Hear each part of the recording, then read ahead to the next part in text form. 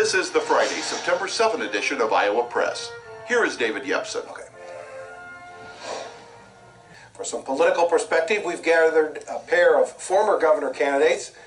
Doug Gross was the Republican nominee in 2002, and Bonnie Campbell was the Iowa Democratic Party's nominee in 1994. Across the table, James Lynch is political writer for the Gazette, and Kay Henderson is news director for Radio Iowa.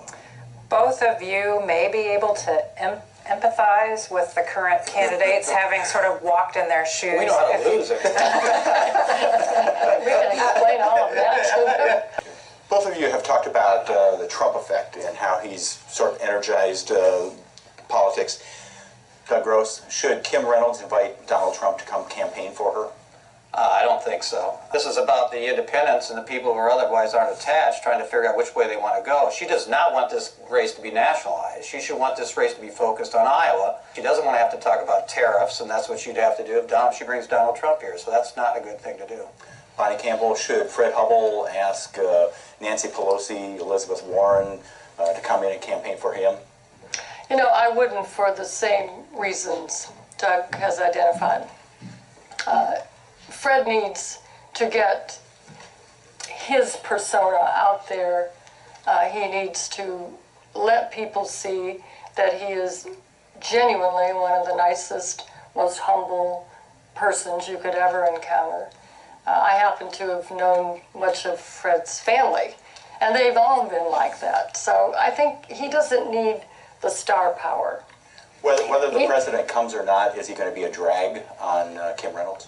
I think so. And I mean, GOP candidates? look at, by the time we're through with the show, some new, appalling, overwhelmingly scary thing may come blowing out of the White House.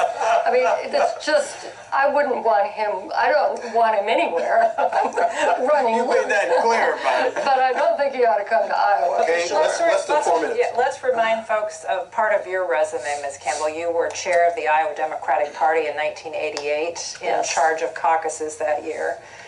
The Democratic National Committee has directed the Iowa Democratic Party to do caucuses differently, have absentee voting. How in the world do you do that as Democrats? And will New Hampshire's long-standing Secretary of State agree to it? I think we'll have to figure out how to do it, and I think New Hampshire will go along too. How do you do it? Well, I don't know.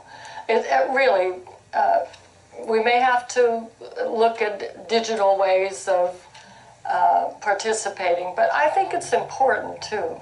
I mean, even as much as I love the caucuses and as significant as they are in the process and to us in Iowa, it's just a fact that it's limiting for some people. There has to be a way to participate by video conferences. I did in the Obama campaign, we did audio town halls. No, but it's good for both to parties to have absentees, because otherwise the extremists take over, and it's hurt both parties. So On the Republican side, will there be Republican caucuses in 2020? I think, absolutely, there'll be Republican caucuses. The Well, in question is whether 92 you didn't have. I know, but there'll be because- Republican caucuses. I think, David. Will anybody challenge? Yeah, that's a great question, because I think it'll all depend on the outcome of the midterm election. If the midterm election happens and Trump and the Republicans take a big hit, there'll be a number of Republican candidates pop in Iowa and the coffee shops very quickly thereafter. We've got about a minute or so left, and I want to get your handicap of the races for the legislature, the battle for the control of the Iowa Senate and the Iowa House. Bonnie Campbell, what's your sense of the race for the Iowa House? I'm optimistically thinking we'll get it back. It's all depending on the wave. I think the Democrats have done a good job recruiting candidates, but they'll be short probably 4 to 5 seats in the House. And what about the Senate? Senate will likely, Republicans will likely go up, could be 31 as a result of the retirements and what's happening to the, if you look at it race by race. And the control of the Senate? What's your Just to be stubborn, I'm going to say I think we'll take that too. Gee, There's a lot of work going on That's out ruined your there. whole credibility. Come on, once in a while.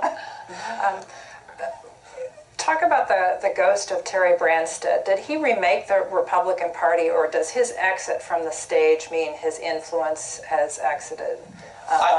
Both of you. I still think he has a lot of impact on the Republican Party. I mean, his base of support is her base of support, so it's very important to her right now. That's what makes it very difficult for her to deal, for example, with Medicaid. Well, it might be in her interest to do so, so she can't. So he still has great impact on the Republican Party. Want to gamble 15 seconds. Okay, the Medicaid debacle created by Branstad and Governor Reynolds could well determine this governor's race.